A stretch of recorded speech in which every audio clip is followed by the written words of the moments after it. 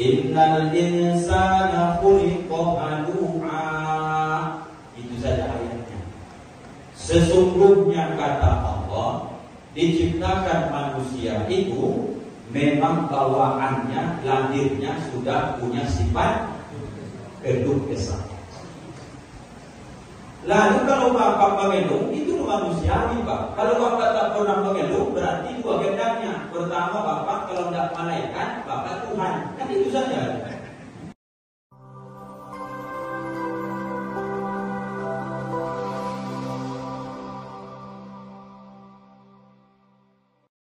Assalamualaikum warahmatullahi wabarakatuh.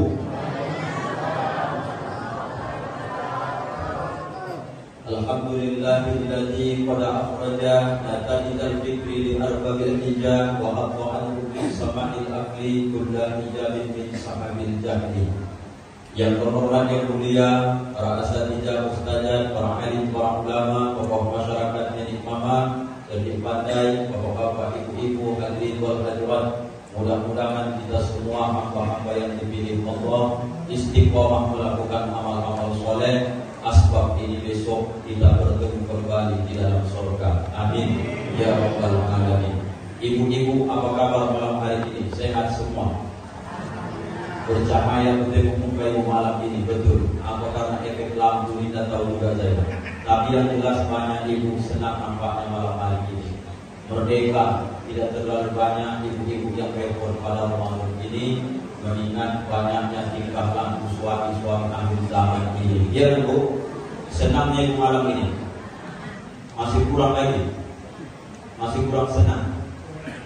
Bapak-bapak, apa kabar Pak? Sehat semua? Malam 1 Ramadan Bapak Ibu, begini tak ramainya Al-Ikhlas ini. Ini ada kemajuan kan? Yang maju pusatnya kan gitu. Ini semakin Bapak Ibu makin hari setiap tahun. Beginilah keadaan umat ini sampai hari kiamat. Maksudnya Pak Ustaz, Bapak Ibu kalau bahasa orang Medannya, besok yang akan dimasak seorang ibu yang bisa menjadi nasi supaya enak dimakan, itu terlebih dahulu dari seleksi yang sangat ketat. Contoh Bapak Ibu, mulai dari petani menanam benih, kemudian nanti tumbuh. Apakah semua padi yang tumbuh kemudian menjadi bulir-bulir padi itu bisa dimakan? Belum tentu. Masukkan dulu ke mesin penggiling padi. Sampai mesin penggiling padi Bapak Ibu, dikupaslah kulit tadi. Ada yang terpotong, ada yang utuh. Maka dimasukkanlah ke mesin, ada semacam tong besar Bapak Ibu. Kalau di kampung kami di Medan namanya semacam tong setan. Kuat anginnya dibuat.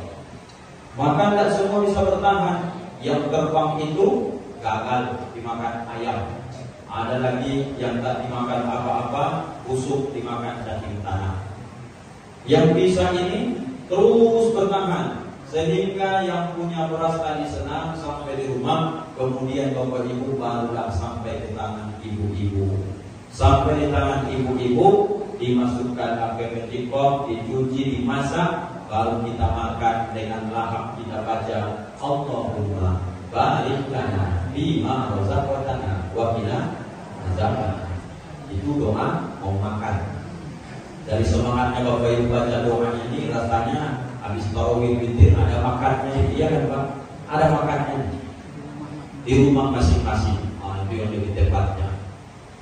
Dalam Ramadan pun Bapak Ibu dianalogikan, dikiaskan, kalau bahasa kitabnya begitulah kita ini. Mulai dari awal Ramadan ikut, hari kedua mulai agak-agak goyang keimanan, hari ketiga mulai banyak godaan, sampai nanti Bapak Ibu malam 20 ke atas, di situ lebih banyak godaannya. Padahal kita tahu menurut ulama yang paling ijtimah, ulama itu yang paling sahih, bahwa Lailatul Qadar yang 83 tahun 4 bulan itu, malam Lailatul Qadar itu 10 malam terakhir. Tapi banyak orang 10 terakhir besok ini sudah banyak yang minta izin. Ibu-ibu bukan Lailatul Qadar yang dia kejar, yang dia kejar adalah Lailatul Bakar. Jadi kue pula Lailatul Bakar. Si bakar membakar saja kerjanya. Pastikan jangan ikut bapak ibu dalam bagian itu. Fokuskan saja. Sebulannya dalam setahun Ramadan. Tak ada pun di rumah kue lebaran. Lebaran tetap datang, Syawal tetap datang. Dan ada pun baju lebaran mungkin baru, nggak ada segala macam, Syawal tetap tidak pernah diundur tiap tahun.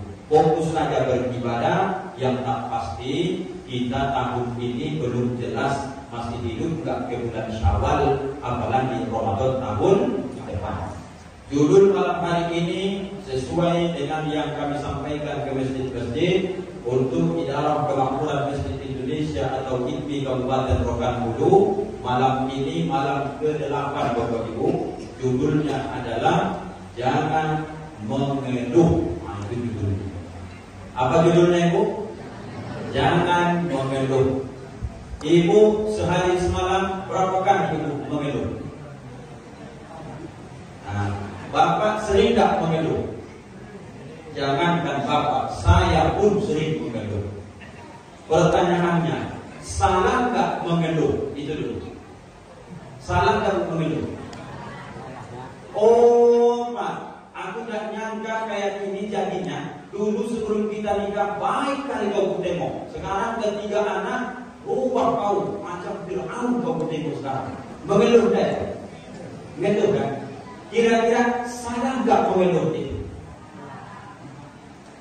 Salah nggak mengeluh? Supaya kita dapat jawaban yang paling tepat, kita tanya ayah kita Pak Haji Gopar. Pak Haji, salah nggak mengeluh? Salah ya. Kita tengok dulu ya. Buka nanti dalam surah Al-Ma'arij ayat ke-19 supaya kita mendudukkan hukum, jangan kita karang-karang.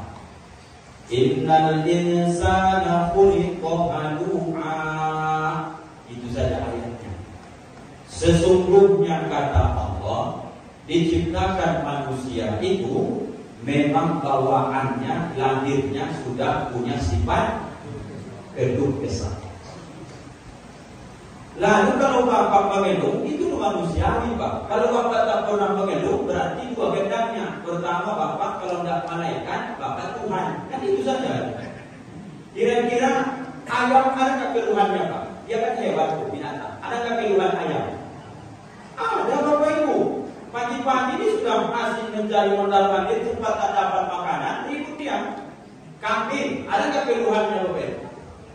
Banyak. Asal terlambat dapat lepas, kata dia. Ngeluh Pak. Lembu, terlagi Idul Adha, Idul Hijjah, ada nggak keluhan lembu Pak? Rupanya Pak, memang sifat bawaan kita yang disuka mengeluh. Bapak dulu belum ada sawit, belum ada duit, masih sehat-sehat, macam seorang putih dah kira-kira umur Bapak contohnya dulu 34 tahun, masih semangat-semangatnya. Lalu seusia saya nih Pak, apa kira-kira keluhan saya yang biasa? Pengen punya rumah, duitnya tak ada. Pengen punya kebun sawit, beli kebun tak ada. Apa masalah saya sekarang contohnya di umur 34 tahun? Banyak keinginan, tapi duit tak ada. Di mana keluhan saya? Duit. Iya kan Bapak Ibu? Contoh ini, bukan itu maksudnya, contohnya saja. Seumuran bapak-bapak ini umur 50 ke atas, keluhan bapak tak duit lagi, berubah lagi. Apa keluhan Bapak Ibu? Sawit yang ditanam sudah berbuah. Keluhan Bapak Ibu malam ini adalah rematik. Kenapa Ibu malu-malu? Rematik keluhan Bapak Ibu malam ini. Atau ibu mungkin kalau tidak mengeluh rematik, paling tidak kena asam lambung. Makan yang manis-manis naik gula, makan yang berlemak naik kolesterol, makan lagi nanti yang semacam asam-asam, bukan lagi asam lambung, buka dia.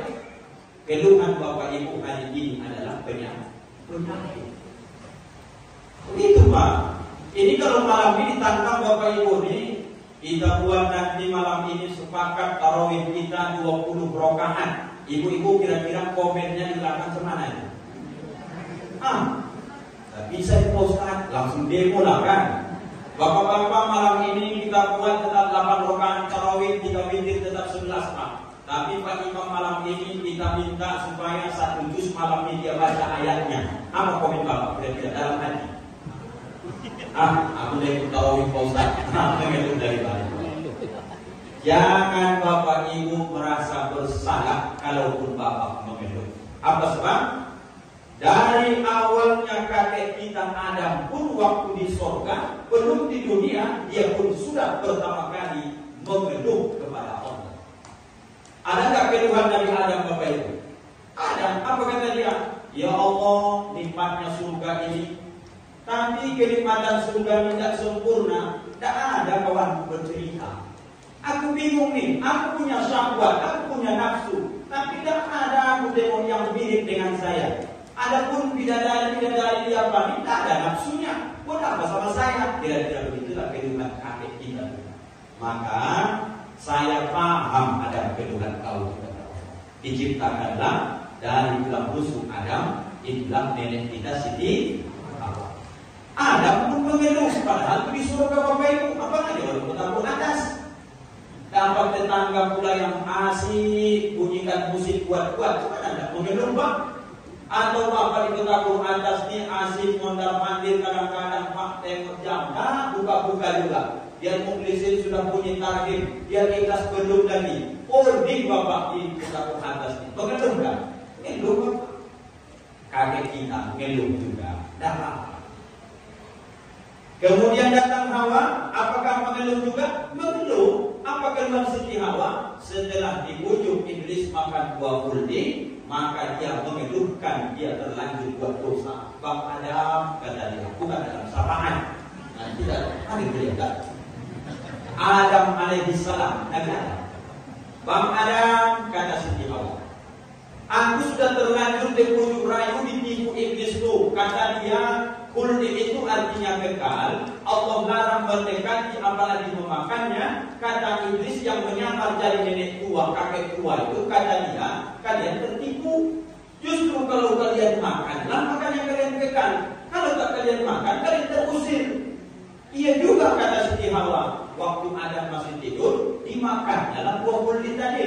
Setelah dimakan buah kuldi, maka kemudian tertawalah iblis yang menyamar dari kakek tua tadi, dimakrifatkan Siti Hawa, maka jadilah mohon maaf pertanda bagi perempuan hari ini. Orang Indonesia menyebut, biarpun sudah terlanjur buat dosa makan buah kuldi, tetap juga untunglah. Ya Bu, sempat tadi makan Siti Hawa buah kuldi itu, lahir anak cuma yang ngasih susunya, kan untung juga ya Bu, untung juga. Mengadu dia, Bang Adam, kata Siti Hawa, aku sudah terlanjur makan buah kuldi. Rupanya iblis yang menggoda saya itu, barulah dia katakan setelah dia tertawa, sudah kujebak aku dia musuh suamimu yang dari dulu semenjak dia diciptakan. Jadi kemana aku ini? Kamu akan terusir ke dunia dan kamu akan menikah dengan saya. Apa kata Siti Hawa? Tidak mungkin aku menikah dengan kakek jelek macam kau ini, kata dia. Kalau kau tak mau nikah samaku, maka pergi goda Adam supaya dia makan buah kuldi. Baru nanti kalian sama-sama terusir dari surga, masih tetap kalian bersama di dunia. Masuk di pikiran Hawa, datanglah dia mengeluh, Bang Adam, aku sudah terlanjur makan buah kuldi, aku akan terusir dari surga ini. Apa kata Adam? Sudah aku sampaikan jangan dekat-dekat apalagi makannya, kenapa kau makan lagi? Kata Siti Hawa, begitulah kau Bang. Dulu sebelum aku jelek macam sekarang ini, dulu kau puji-puji aku betul. Sekarang sudah banyak kenangan-kenangan ini, sudah tua, sudah perak, kau tengok, kau ejek-ejek aku. Dan apa Bang? Tandai dah kau itu. Kata Adam begitu. Bentarlah, aku mikir dulu kata Adam. Sambil pikir Nabi Adam diambil Hawa dalam riwayat tubuh itu satu, disumpahkannya ke mulut Adam. Terkejut Adam, ditekankan langsung, terkejut masukkan di sini Bang. Dimakrifatkan, kentallah 20 sampai sini. Ya, ini Bapak Ibu ceritanya. Harus yakin kan, Ustaz yang berceramah nih Bang. Lalu dimakrifatkan Adam, kemudian jatuh di sini. Maka semua laki-laki ada yang punya di sini. terutama yang kurus-kurus. Apakah itu Pak? Mengeluh Adam, mengeluh Hawa, tercampak dari surga. Turun ke bawahnya lagi. Kira-kira Bapak Ibu yang paling kita kenal siapa yang dipuji Allah dengan penyakit kurang lebih 8 tahun? Nabi Ayub alaihissalam. Diabadikan Allah dalam Al-Quran. Nabi Ayub juga Bapak Ibu mengeluh kepada Allah. Tapi keluhannya tengok nanti kesimpulannya. Nabi Ayub, setiap Bapak Ibu belatung ataupun ular yang makan padanya ini, dia hanya minta sama Allah, ya Allah, yang 2 hal ini saja jangan mereka makan, lidahku dengan hatiku. Setiap jatuh belatung diambilnya. Apa kata Nabi Ayub? Belatung, kau makan rezeki yang sudah ditentukan oleh Allah. Yang 2 ini jangan, kata Nabi Ayub. Tapi begitu pun sabarnya Nabi Ayub, apa kata dia dalam Al-Quran diabadikan Allah? Rabbi Tuhan, anni masaniyad durru wa anta arhamur rahim. Tuhanku, aku bukannya komentar mau minta apa-apa, tapi penyakit ini sudah semakin menghalangiku untuk beribadah kepada Engkau. Wa anta arhamur rahimin, sesungguhnya Engkau itu Maha Penyayang dan sangat Maha Memberi rahmat. Sembuhkan aku ya Allah. Kira-kira begitu kan Bapak. Nabi pun mengeluh.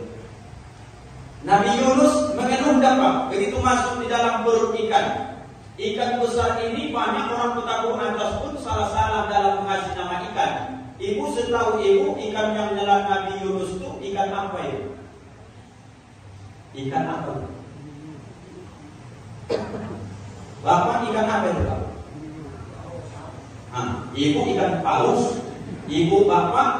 Kalau bapak hiu. Kalau tanya Pak Ibu nanti ikan lele.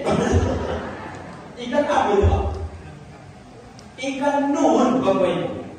Kenapa dari MTA kita tahu yang makan Nabi Yunus itu ikan paus, ikan hiu? Itu dikiaskan para ulama. Orang Indonesia tahunya ikan yang besar cuma 2, ikan hiu, ikan paus. Yang betul dalam Quran itu wazan nuni, dan yang nun itu rupanya adalah nama ikan dan juga salah satu nama surah dalam Al-Quran.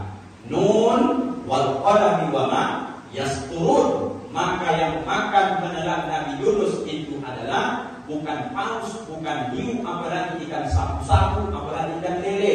Yang betul adalah ikan nun.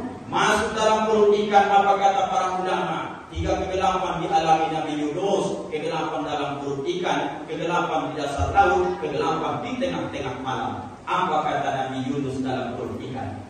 La ilaha illa anta subhanaka inni kuntu minadh dhalimin. La ilaha illa anta, tidak ada Tuhan kecuali Engkau. Subhanaka, maha suci kamu ya Allah. Inni kuntu, sesungguhnya aku minadh dhalimin, termasuk orang-orang yang sudah berbuat dosa. Keluhan ini Nabi Yunus juga sampaikan 40 hari 40 malam dalam perut ikan. Terakhir contohnya, Nabi Muhammad Bapak Ibu, pernah tak Bapak mendengar Nabi juga pernah mengeluh? Pernah tak Bapak Ibu? Ketika Nabi sudah berangkat ke Taif, sejarah sebelum berangkat Isra Mi'raj, rupanya Nabi Muhammad sampai di Taif, dilempar orang Taif, dikumpulkan anak-anak, orang Cina, dilempar pakai kotoran unta. Tercatat dalam sejarah 3 yang berdarah di tubuh Nabi yang mulia. Yang pertama kena di pelipis Nabi, mengalir darah. Yang kedua kena geraham Nabi, patah tanggal gigi Nabi. Yang ketiga tumit Nabi. Itu riwayat yang paling sahih. Lalu kemudian Nabi dalam riwayat itu kemudian mundur. Setelah itu beliau berkeliling. Ada yang mengatakan di balik gunung, ada mengatakan di balik pohon besar, berlindung dari temparan anak kecil dan orang gila orang Taif. Lalu datanglah malaikat menjaga gunung. Apa tawarannya? Muhammad, sekarang kau telah dihina, dicaci, dimaki, dilempar, dihinakan oleh orang Taif. Tunjuk gunung mana yang kau inginkan supaya ku cabut, ku campakkan ke orang Taif supaya mati mereka semua ini. Coba bayangkan Pak, apa jawaban Nabi Muhammad ketika itu? Dia langsung angkat tangan, dia kata dalam hadis, Allahumma ya Allah, Allahumma di qaumi, Allahumma ya Allah, ihdi qaumi. Kalimat ihdi itu ada dalam surah Fatihah, ihdinas siratal mustaqim. Ihdi itu adalah hada, petunjuk. Allahumma di qaumi, ya Allah, tunjukilah kaumku ini, fa innahum la ya'lamun, maka sesungguhnya mereka karena belum tahu siapa aku ini sebenarnya, kata Nabi Muhammad sallallahu alaihi wasallam. Tengok Pak, dari urutan Adam sampai urutan Nabi Ayub, sampai urutan sampai Nabi Yunus, sampai urutannya ke Nabi Muhammad, semua nabi-nabi dan rasul mengalami kesulitan hidup juga. Ada keluhan-keluhan yang mereka sampaikan, tapi mereka tak pernah mengeluhkan permasalahan hidup kepada manusia. Ibu semiskin-miskinnya di dekat atas, jangan pernah kau nampakkan kau miskin, apalagi sampai kau mengemisah orang. Itu maksud ceramah ini. Karena manusia ini semakin kita ceritakan kesulitan kita sama orang, dua saja jawabannya. Yang pertama, ada yang pura-pura simpati. Yang kedua, ada dalam hatinya ngejek kita. Solusi tak dapat juga. Contoh, saya curhat nih sama Pak Imam. Pak Imam, pinjamkan aku duit 50.000. Aku susah kan. Anakku minum susu tak ada kelipnya, beras besok pun untuk sambal tak ada. Tolonglah Pak Imam. Pak Imam baik hatinya. Dia tengok saya, Ustaz, saya tidak punya duit juga, tapi saya doakan Ustaz, semoga Ustaz dapat solusi nanti. Saya kasih Ustaz tunjuk ya, pergi Ustaz ke rumah Pak Adam Sapaan, banyak duit sini Pak Ustaz, kata Pak Imam. Bisakah manusia kasih solusi? Kalau sampai hati Pak Imam juga senang menengok kesusahan saya, muncul masalah kedua. Besoknya jumpa beliau dengan Pak Haji Kopar. Apa kata Pak Imam? Pak Haji, ya, semalam seorang putih pinjam duit sama saya. Gayanya dia macam itu, tak ada duitnya.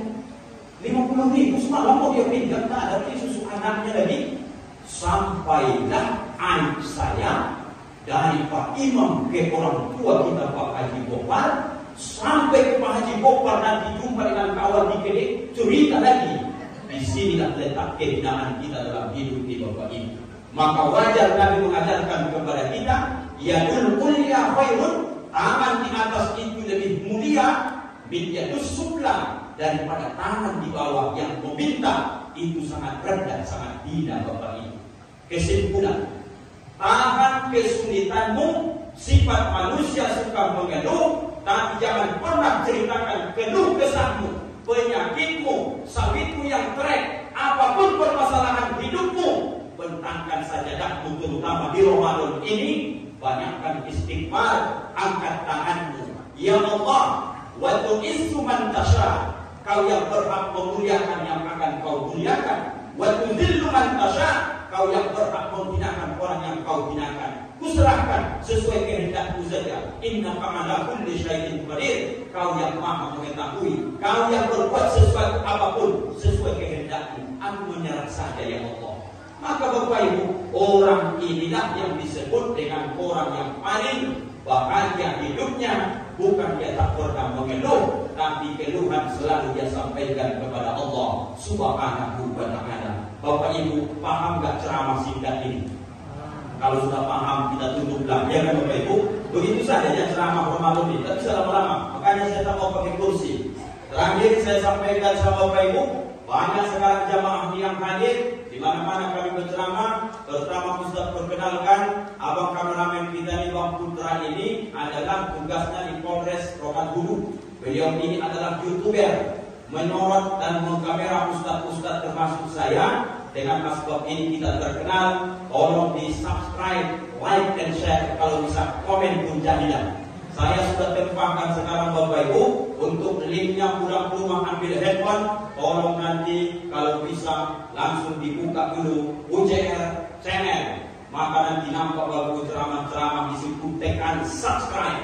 Nanti kalau sudah banyak dapat duit kita dari situ, baru kemudian berkembang dakwah kita nih. Supaya jangan masuk angin Ustaz besok ceramah, supaya bagus-bagus besok fasilitas dakwahnya. Amin ya rabbal alamin.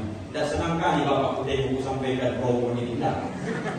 Like and share, Pak. Bapak yang sudah tua-tua, tidak usah lagi. Nanti salah tekan pula, bahaya. Aturan like, dipilihnya begini pula, nanti dislike, begitu. Terima kasih Bapak Ibu atas segala penghormatan ini, kesempatan ini, ceramah ini Ustaz sampaikan. Saya merasa di sini juga keluarga saya tidak terlalu formal. Yang penting kita paham bahwa hakikat kita suka mengeluh itu sifat bawaan, itu tidak salah. Tapi jangan keluhkan apapun masalah kepada manusia, dia tidak akan bisa menyelesaikan, bisa saja menambah kesalahan kita. Sama siapa disampaikan? Sama Allah. Penyakit itu sama Allah, kemiskinan itu sama Allah. Semua masalah hidup sampaikan saja sama Dia, karena Dia yang berhak mengangkat dan menyelesaikan masalah itu. Maafkan Ustaz keterbatasan ilmu kebodohan saya. Mudah-mudahan tidak menjadi persangkutan tak baik di hadapan Allah. Mohon kesaksian Bapak Ibu bisa dimaafkan Ustaz Rambut di dunia dan akhirat. Alhamdulillahirabbil alamin.